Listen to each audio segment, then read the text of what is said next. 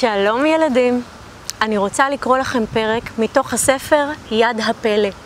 מסופר פה על רן השמנמן, שהוא לא מקובל בכיתה בגלל שהוא מאוד מאוד שמן. ורן יום אחד מגלה שיש לו כוח מאוד מאוד חזק ביד ימין שלו. כוח על טבעי, הוא מסוגל להרים דבר מאוד מאוד כבד. ואז הוא מבקש מאמא שלו שתיקח אותו לרופא, כי הוא רוצה לשאול את הרופא מה זה הכוח המפחיד הזה ביד שלו. הוא נכנס לרופא ואומר, אני לא מרגיש טוב. אמרתי לרופא הגוץ שירכיב משקפיים עבים והתאמץ להיות חביב.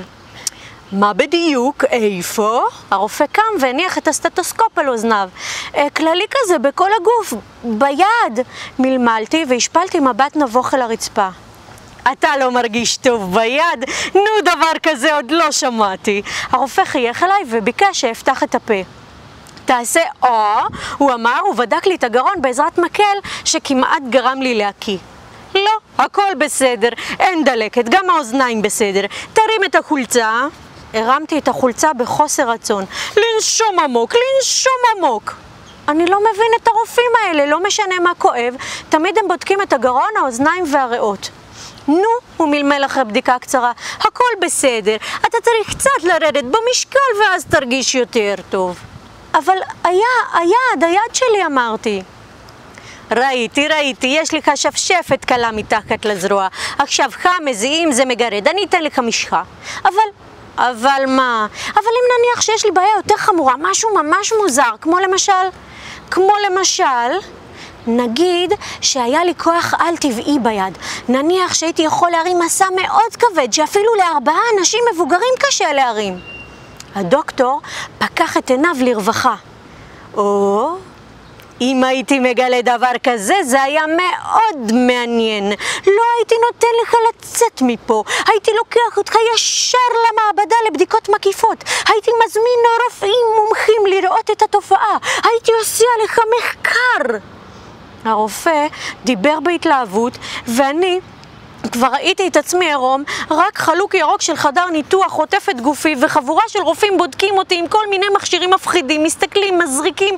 זיעה קרה כיסתה את המצח שלי. אני חייב לברוח מפה, מהר. אני ממהר, מחכים לי בחוץ, מיהרתי להגיד. אין בעיה, הנה מרשם של המשחה, בבקשה. הוא הושיט לעברי את הדף וקם. גם אני קמתי וניגשתי אל הדלת. כוח על טבעי, ילד? רעיון נחמד, יש לך דמיון יצירתי. אולי תתחיל לכתוב איזה ספר או סרט? מיהרתי ללחוץ על ידית הדלת. מרוב התרגשות שכחתי לשים לב לעוצמת הלחיצה. הידית פשוט נעקרה ממקומה ונשארה ביד שלי. לא, פלטתי בבהלה. הרופא הסתכל בידית. הביט ביד ימין שלי של החצה ושוב בידית. הייתי בטוח שהוא מתחיל לקשר. חשבתי שהוא יבין שבאמת יש לי כוח אדיר, שהוא יחזיק בי ויקח אותי למעבדה, אבל הרופא צחק. נו, לא צריך להיבהל. ככה זה במרפאה בת 40 שנה. כל מה שנוגעים בו מתפרק. הוא פתח לי את הדלת ואמר, זה בסדר, נתקן את זה. לא קרה שום דבר. יצאתי מהרופא מתוח, כועס ועצבני. מה זה הכוח המפחיד הזה שביד שלי? מי צריך אותו? לא מספיק שאני שמן כזה? אני צריך גם כל מיני תופעות מוזרות שיהרסו לי עוד יותר את החיים? בפרק הבא רן מגלה שהוא יכול לעזור עם יד הפלא שלו, וככה באמת הוא הופך להיות מקובל, כי הוא עוזר לילדים אחרים.